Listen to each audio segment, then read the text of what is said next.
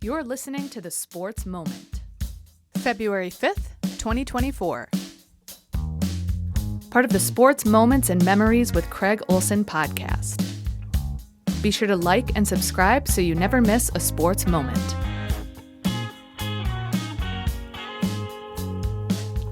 Sponsored by Pemberton Law and Lake Area Docks and Lifts. Lake Area Docks and Lifts, more than just docks and lifts. Lake Area Docks and Lifts. Welcome to Sports Moments and Memories with Craig Olson, and we start the week with a record. Congratulations to Jayna Gronewold, sophomore for the Lady Spartans basketball team.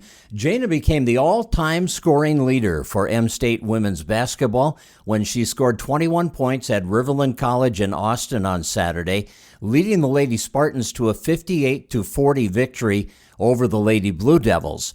Gronewold became just the second Lady Spartan in team history to reach 1,000 career points when she scored her first point of the game in the first quarter. Then she broke Pam Letting's career mark of 1,006 points in the second quarter, and she now has 1,020 career points. Congratulations to Jayna. I had an opportunity to visit with head coach Jodi Holleman about her accomplishment and the team victory in Austin. You know, she is just such a great athlete, and more importantly, even a better person. She just brings so much to the squad this year. You know, she was stuck at 999 points the other day. It would have been nice if she could have scored that 1,000 point at home in front of a big crowd, but you know what? We got down there, and right away in the first quarter, you know, she hit a nice shot from the baseline and got her 1,000 points. In the second quarter, she broke the school record. But what I found was after this was all done, I feel like we got the real Jayna back. I feel like it was just wearing on her getting that 1,000th point. And if anybody could have seen her in the third and fourth quarter, she was so relaxed. She had a nice stroke on the ball. She was doing no-look passes. She was just a new person. Well, and you could tell with the stat line, because it was the old Jayna stat line, 9 rebounds, 8 assists, 3 steals. That's what makes her so exciting to watch, too, because if they're taking shots away from her, she's going to find a way to get other things done for your team.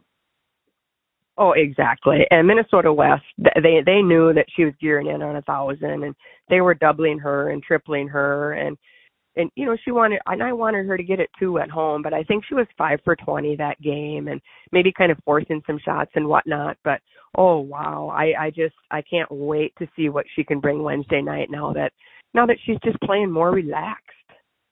Now, as for Jayna herself, I also had a chance to visit with her and asked her if she was feeling the pressure of getting that milestone.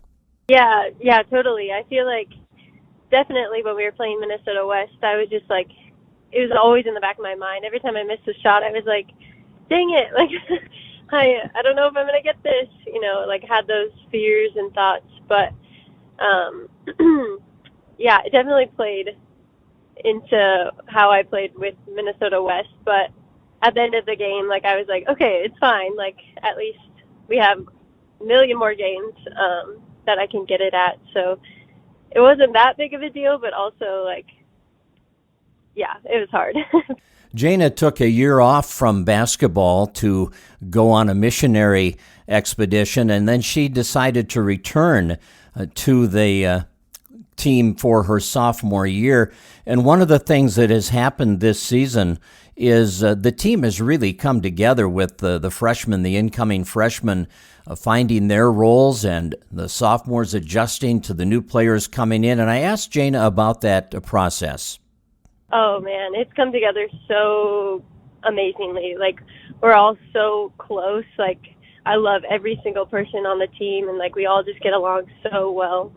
And, like, at the beginning of the season, of course, it was hard to, like, mesh together because, you know, we haven't ever played with each other. But now we just, like, play so well together, and that team is so encouraging, and they're so unselfish.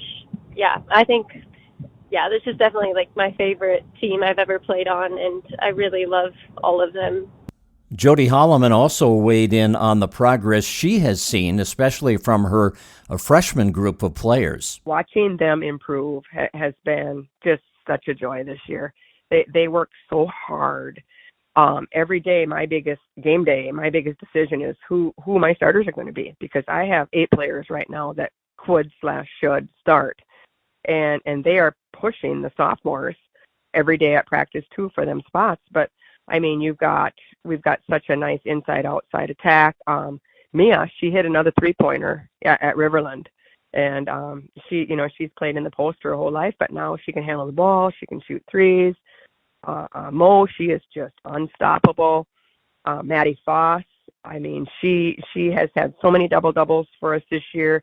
And Maddie Ballwig, she came in off the bench at Riverland and gave us some huge minutes.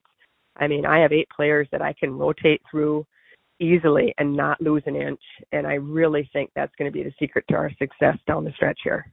Back to Jayna, she made that accomplishment on Saturday with the all-time scoring mark, but I asked her to talk about her whole game and where has she seen the most improvement in her game at the collegiate level since high school? I feel like I've gotten better at basically every aspect of the game. Like, I've gotten better at defense, passing the ball more, just shooting.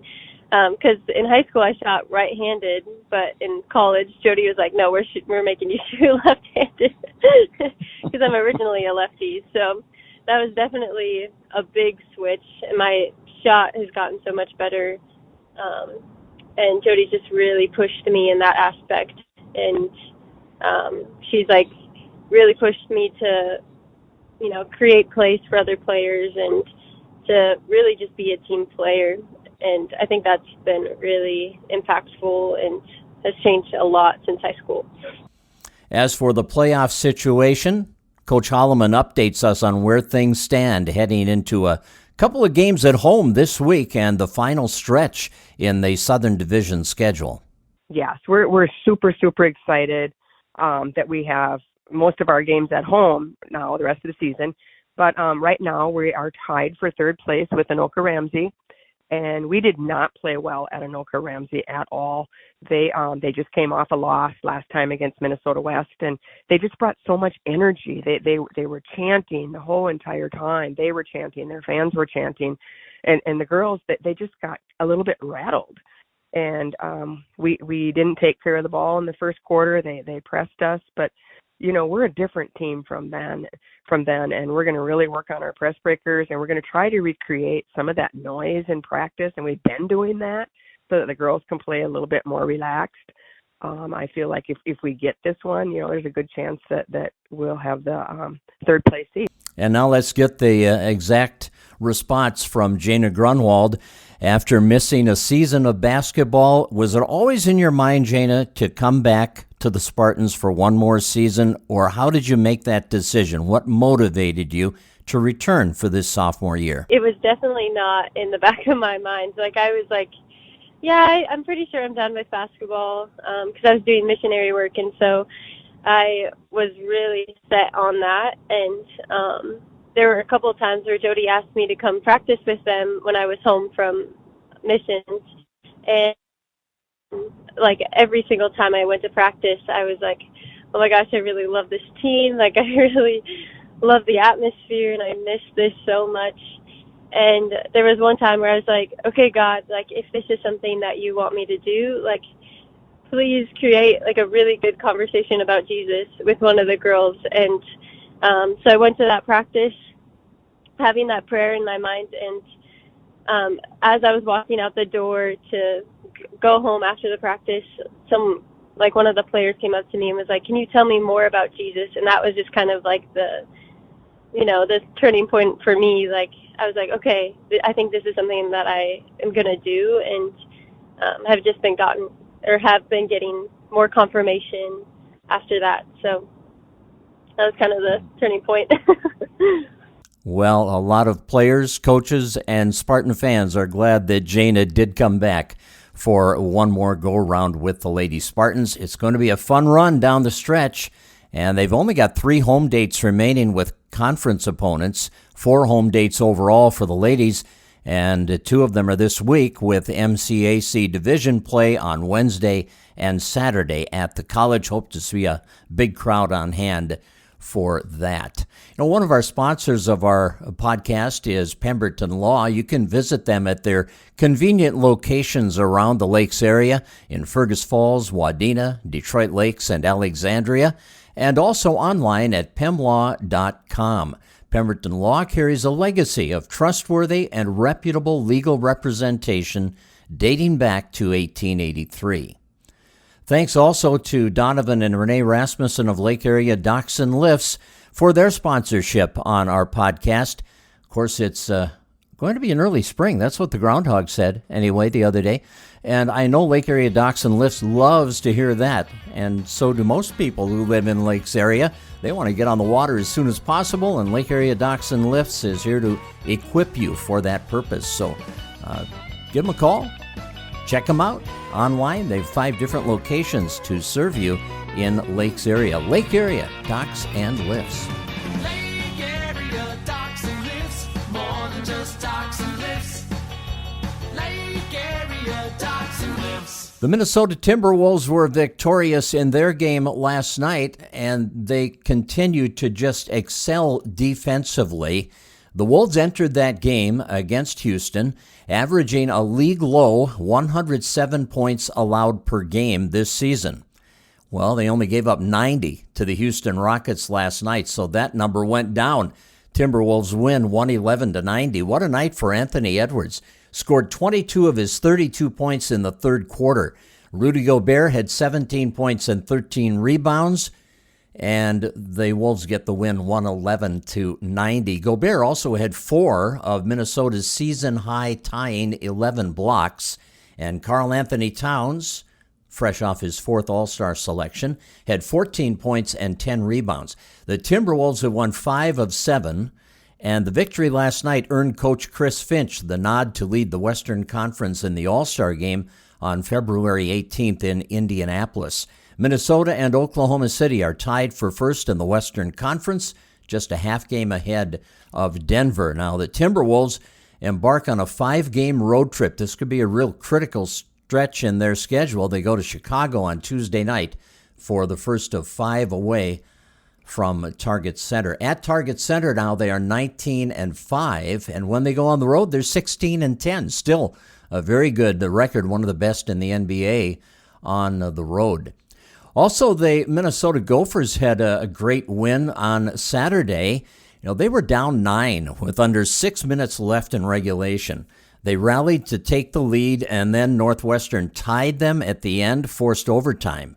Well, the Gophers were dominant in the overtime as they recorded a 75-66 win over Northwestern, improving their overall record to 14-7 and their Big Ten record to 5-5. They will play at Michigan State on Tuesday night. And the Minnesota Twins have added a veteran bat, agreeing to a deal with free agent first baseman designated hitter Carlos Santana.